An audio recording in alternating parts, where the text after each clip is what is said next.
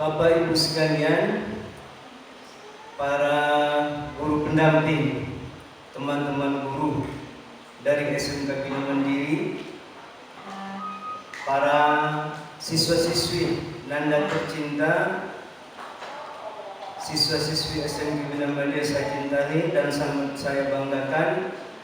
Marilah kita memanjatkan puji dan syukur kepada Allah Subhanahu wa taala karena limpah rahmat beliaulah kita bisa sampai di sini. Kita bisa hadir di sini dalam rangka menambah wawasan keilmuan kita tentang bidang yang akan kita tekuni selanjutnya, yaitu tentang akuntansi. Mudah-mudahan dan insya Allah saya yakin dari tempat ini kita akan mendapatkan suatu pengetahuan dan pengalaman baru yang belum pernah kita dapatkan selama ini, baik dari kalangan siswa atau siswi maupun dari para pendidik dan tenaga kependidikan. Dan dengan harapan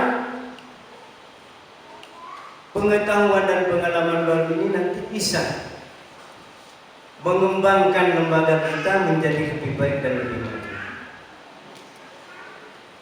Salawat dan salam senantiasa kita curahkan kepada junjungan Nabi besar Muhammad SAW, karena beliaulah kita hidup di zaman dan era yang aman ini, yang penuh dengan gegap gempita kemajuan bidang teknologi dan ilmu pengetahuan.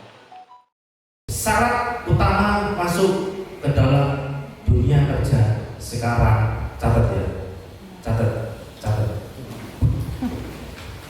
Perusahaan saat ini itu ya, sistemnya, siklusnya, mereka tidak mencari anak yang pinter.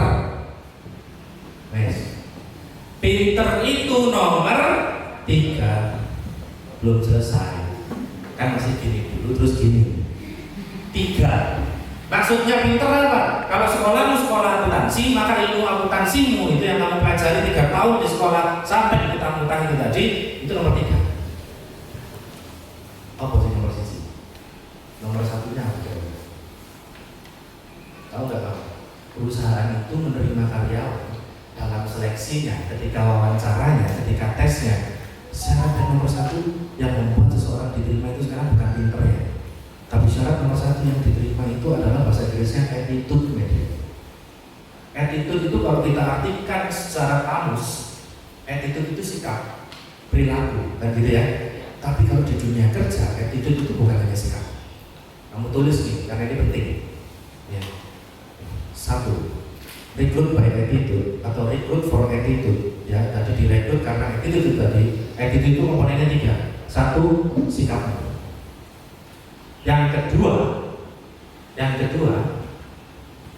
ya, etika. Yang ketiga, yang paling penting menjadi bahan pertimbangan bagi perusahaan adalah mental. Saya itu berapa kali rekan-rekan konsultan di bawah itu, klien-klien yang ditangani minta tenaga kerja sama saya. Mas Afif, saya tolong dong dicarikan staf bagian accounting. Siap Pak, siap Bu. Kualifikasinya seperti apa? Wis, saya nggak cari yang macam-macam, cuma 1. Carikan saya anak yang tahan banting. Saya nulis lowongan kerjanya kayak apa? Lowongan kerja diperlukan tenaga accounting jurusan SMK, kualifikasi tahan banting. Enggak. Dia kan, kamu pikir artis di banting-banting? Enggak loh. Tahan banting yang di sini maksudnya apa? Kamu diapain aja? Enggak akan kok. Anak yang tahan banting. Percuma saya ngerekrut anak pinter, pas sekolah pinter, juara kelas, juara sekolah, juara provinsi, kabupaten segala macam, LKS menangan. Tapi kalau cuma bisa itu kerja sama saya cuma betah 1 bulan, buat apa? Mending saya nyari orang yang setengah gila, kuat kerja sama saya yakin kerja sama saya 1 tahun pasti pinter. Itu prinsipnya. Saya nggak cari anak yang pinter Mas, saya banting yang mau kerja. Karena kalau dia tahan banting mau kerja ikut saya 1 tahun nanti juga pintar. Semuanya begitu. Nomor 1 attitude. Tinggal kamu itu kuat apa enggak mentalmu untuk kerja. Yang nomor 2 apa berarti? Nomor 3 sudah, nomor 1 sudah, nomor 2-nya apa? Nomor 2-nya ini yang harus kalian siapkan. Hei kelas 10 dan kelas 11. Kalau attitude saya yakin kita semua pasti terlahir ya itu dengan attitude dan tingkah laku yang baik. Tinggal itu kamu biasakan atau enggak? Karena etika itu artinya kebiasaan. Etika itu bukan kebaikan, etika itu kebiasaan. Ya. Yang nomor 2 itu adalah skill atau kemampuan. Pak tadi katanya akuntansi nomor 3. Berarti yang nomor 2 kemampuan apapun di luar akun. Wes sopo kalau bahasa Jawanya. Kamu bisa apa?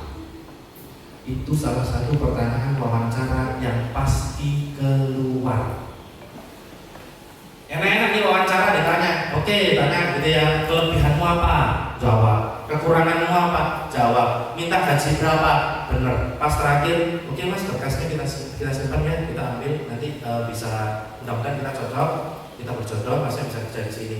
Tapi untuk memastikan sebagai lulusan akuntansi SMK, masnya bisa apa? Kamu kalau dapat pertanyaan bisa apa? Jawab apa? Nggak tahu loh. Jawaban bisa apa itu cuma 1. Apapun. Bisa apa? Apapun selain akuntansi yang kamu bisa. Katakanlah kamu senang olahraga, gitu ya, senang mencak silat, terus kamu ngomong. Saya ahli bela diri pak.